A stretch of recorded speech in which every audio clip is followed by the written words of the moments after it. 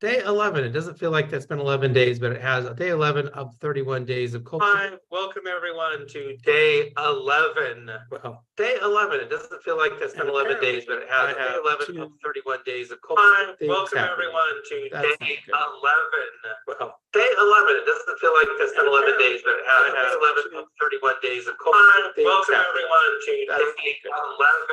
Well, day 11. It doesn't feel like that's been 11 days, but it has. Day 11 of 31 days of culture.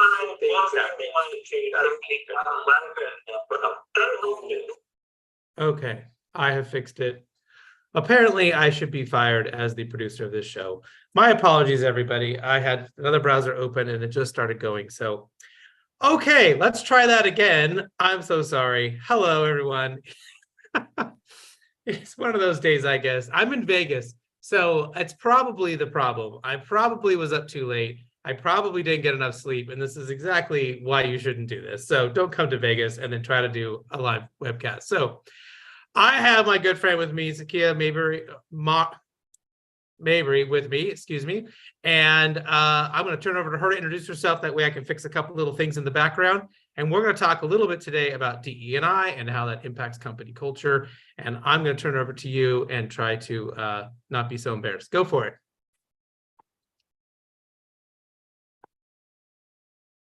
Oh, now we're not hearing you.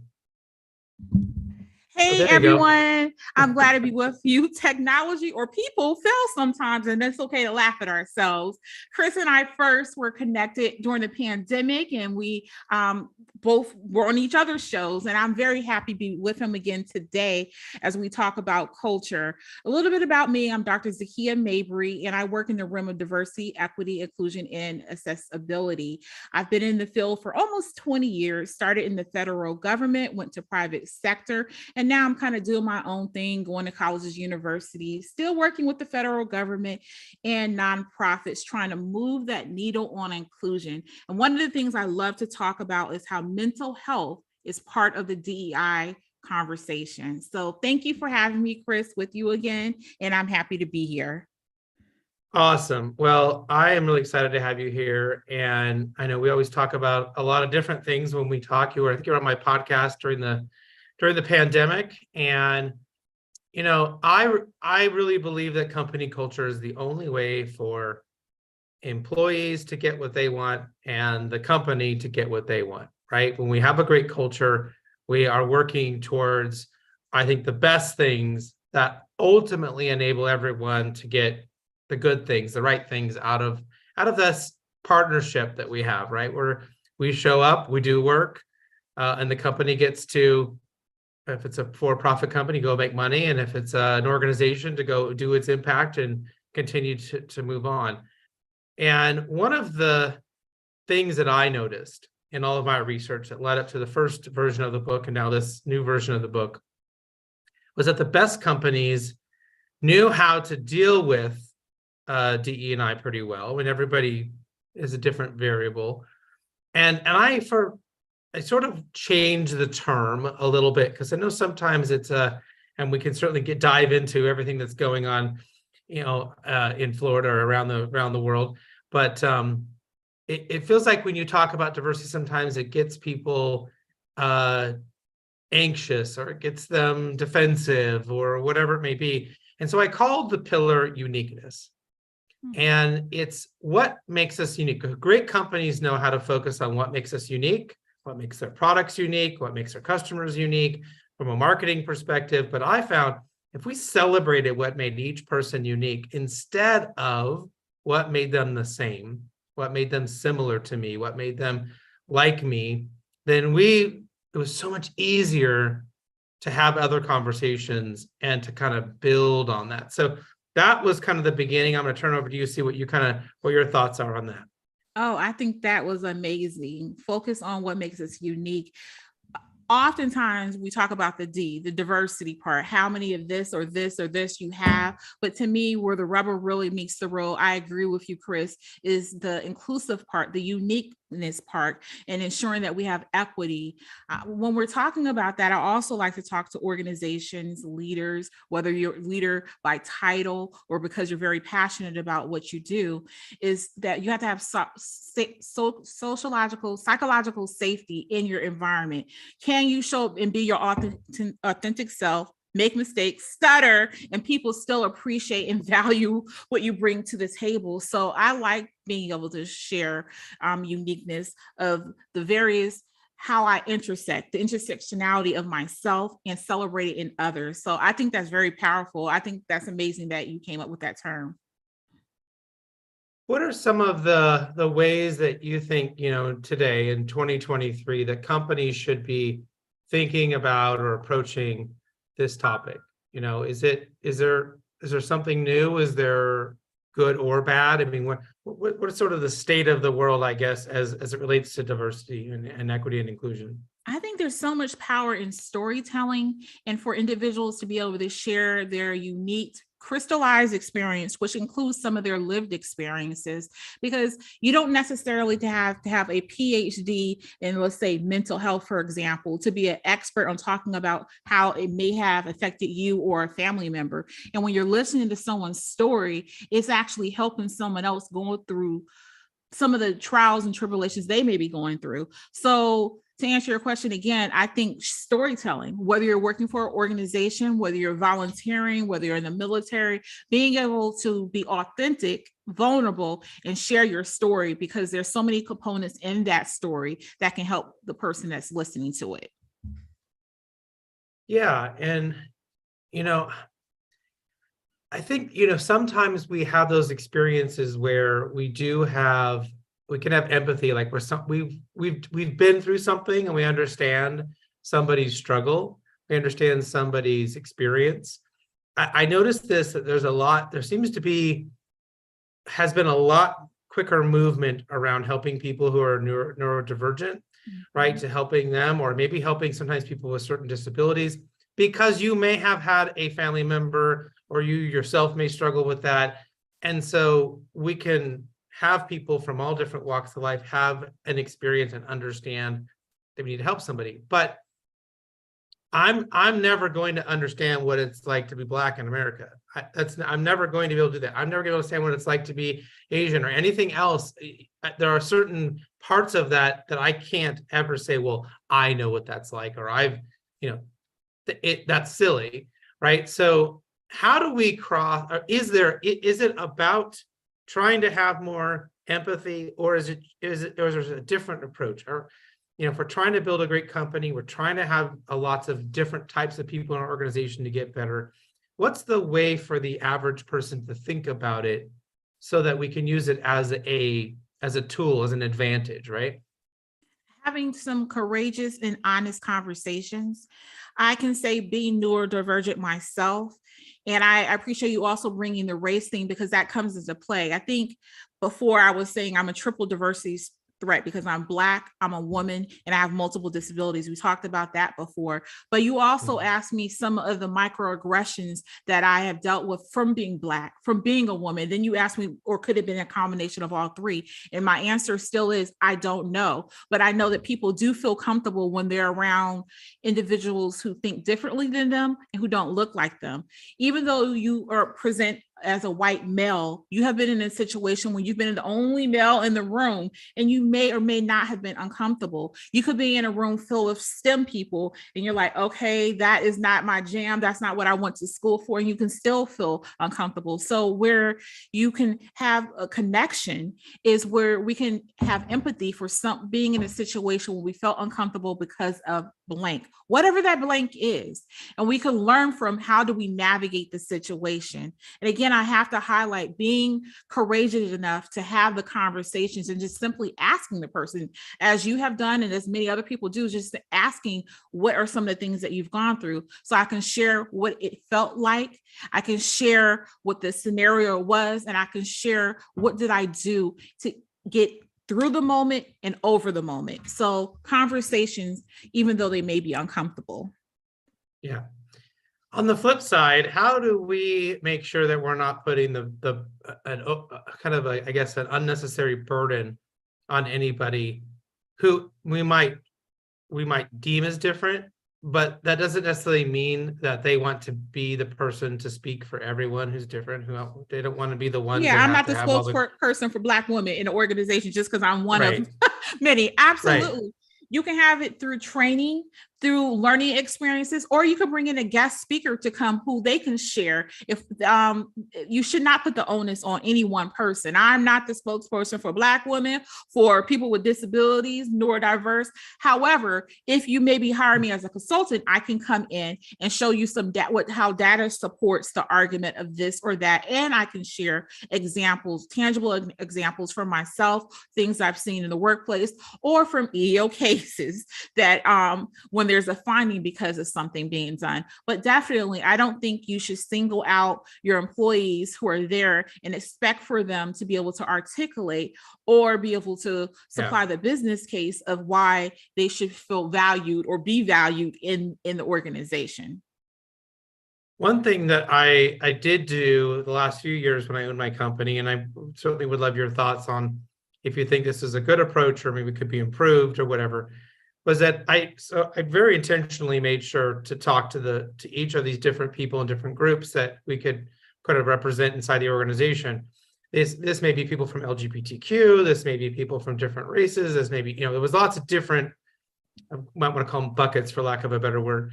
And I would intentionally have this conversation with them, like, I don't expect you to be, the person to suddenly speak for all people and to do all these things. That if you tell me you want to do more, great, we'll do more with you. If you tell me I'm good, I don't want to do that stuff, then we won't ask you.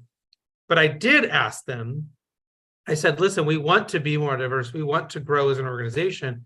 Is it okay if I have any applicants who I think that you might have some commonality with talk to you as a part of their, process of them considering us? Because what I found was if people couldn't decide, they couldn't figure out if we were going to be a good place to work, we found ourselves with the same types of applicants accepting over and over again, right? I could set a goal that I want more women in leadership. And if they ultimately don't accept my offer and I can't get them on my leadership team, I'm trying, but if they're not accepting, I can't do so. How do I get them a part of the conversation? So I found that to be really, really successful when I would have them talk to different types of people in the organization who had nothing to do with their job and nothing to do with their role, but for them to get maybe the social cred that we were okay, we were a good place to work, that kind of thing. I don't know what you think of that.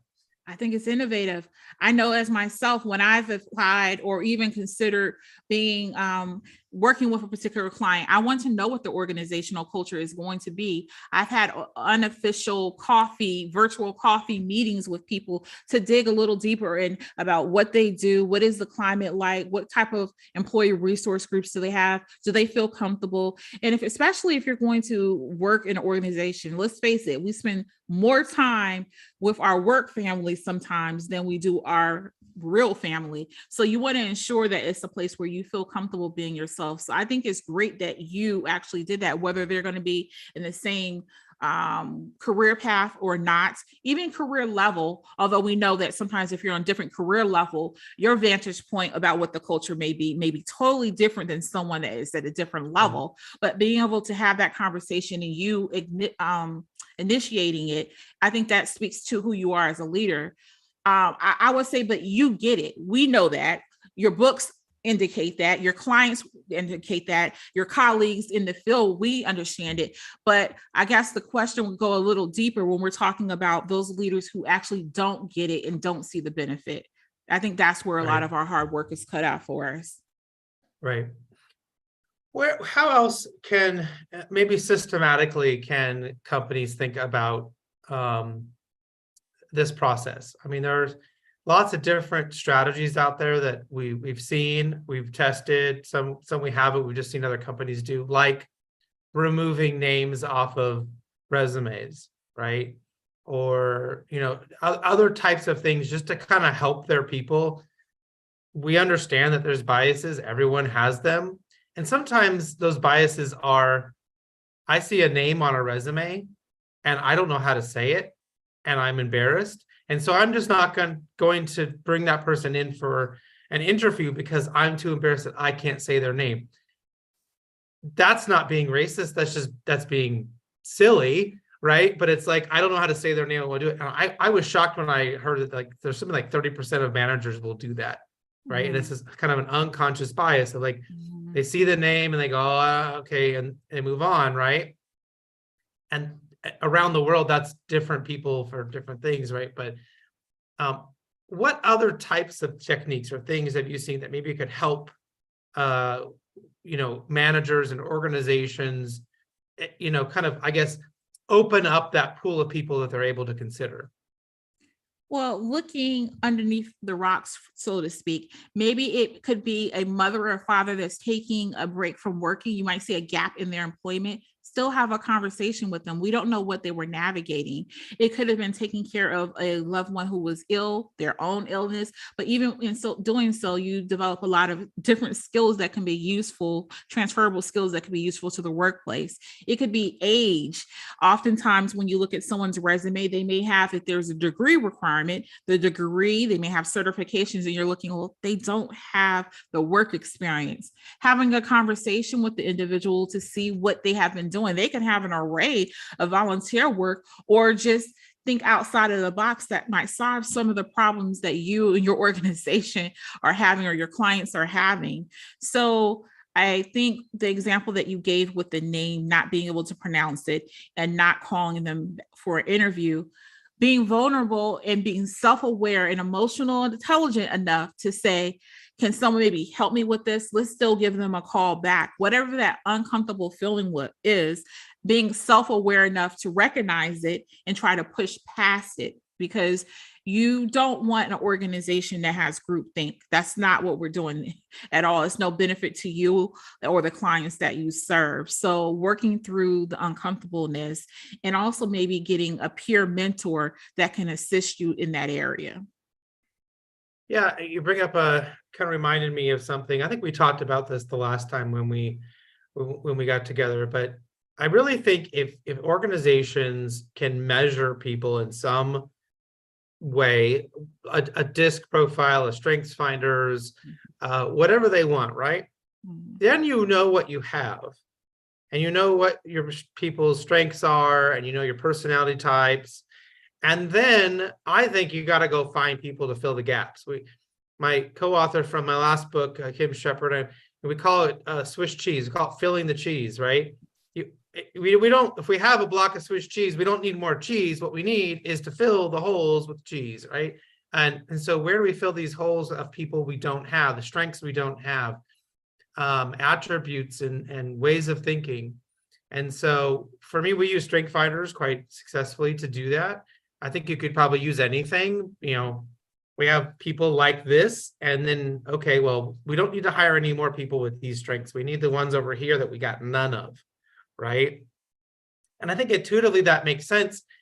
I mean, we keep bringing up sports on these interviews, and I probably shouldn't do that. But like, listen, if I had 10 point guards already on my basketball team, I'm looking for a post player. I'm looking for somebody tall, right? I'm not looking for another point guard. Right. I totally agree with you 100%. I think that is fair to say. Additionally, I want to point out that some leaders, managers, individuals feel intimidated when they have people on their team, especially the team they're going to work intimately with, that have things that they possess that they don't, that's the opposite of what they have that are strengths. I've personally have encountered that more than once, working on various different teams. So I think it's a benefit, like you were saying, if you're making, I forgot what you were making with your cream cheese, but I like macaroni and cheese. And so my macaroni and cheese has about 8 different types of cheeses. We don't need just all sharp and just cheddar. I use a variety of different cheeses. So to make it a rich, tasty dish. And I just wish that others would recognize the benefit of having, no matter what the dish is, a variety types of cheeses, because it will be flavorful and it will serve its purpose. Trust me. But there are some people who, if you're strong at data analytics, they're going to fear that you might take some ownership of something that they're doing where they're shining on the team. And I don't feel that way. is there something that you think that a company can do or a manager can do that's maybe pretty simple, just an easy change or a shift in mindset that, it's like, it's 80/20, like what's the thing that you can do that, it's a small change that can make a big benefit? What's the small thing we can do that will get us 80% of the way there, right?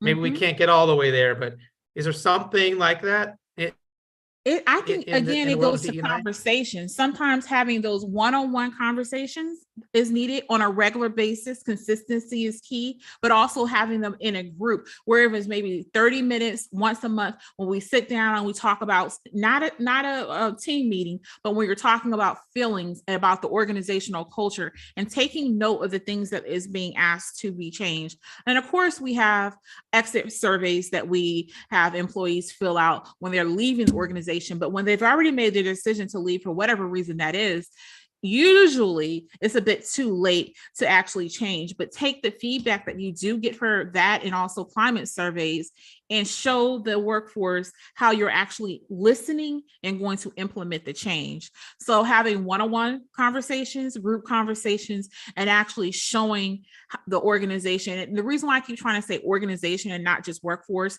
because I work also with nonprofits where a lot of people are there volunteer. They're not getting a paycheck. Usually when you're dealing with a lot of stress, you're like, well, at least I get this paycheck. Some individuals are doing it because it's a passion project, but we still need to talk about how they can their members can feel included in the organizational culture. And is it healthy culture or unhealthy culture?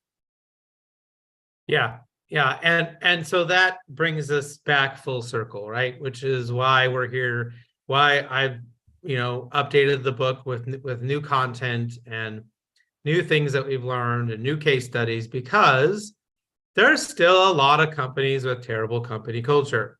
And there's still a lot of bosses and a lot of owners and CEOs that just absolutely pay lip service to company culture. They say they want it and they say it's important, and yet their actions tell us that what they really want is everyone just to do what they say and leave them alone or whatever, right? And it's not really this, hey, I want to make sure that we're doing right by everybody, that we are doing our best to be transparent, to have positive leadership, to measure what matters, to recognize people, to celebrate what makes us unique, right? And continue to drive that story, to be great listeners, to have a healthy response to mistakes, like the terrible one I made earlier. And really, really making sure that we are a great place to work because we do great things, because we really care, because the organization is ultimately really focused on the right things, not because we have ping pong tables or a cool product or we have pizza on Friday or these kind of shallower things, right? I mean, to your point, having a conversation for a manager to take time out of their busy schedule to have a 30-minute every month to maybe talk about where everybody's at and how they're, around this conversation. That's a commitment. That's not easy. That's 30 minutes out of your day you probably don't have with customers and everyone else breathing down your back. But it sets the tone, right? It totally it tells sets the everybody. tone. I smiled when you were talking more so about, is it performative or performance? Why are we doing the things that we're doing?